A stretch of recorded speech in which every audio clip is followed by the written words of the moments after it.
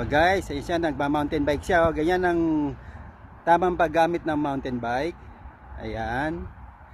Pag naman racer ang gagamitin, saan ang kamay? Sa ibaba. Yan. Paano magpedal? Yan. Yan. Lapit na. 10 kilometers na lang. Ayan. Yan ang racer. Tapos ano pa? Ng lalaki. Yan. Ang bike ng babae. Yan. Medyo may kembot-kembot siya. Yan. Ang bike ng tomboy.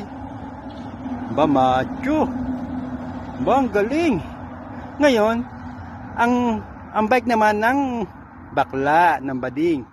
Ayun, pinakamaganda pala ang magbike ang bading. Ganun pala siya.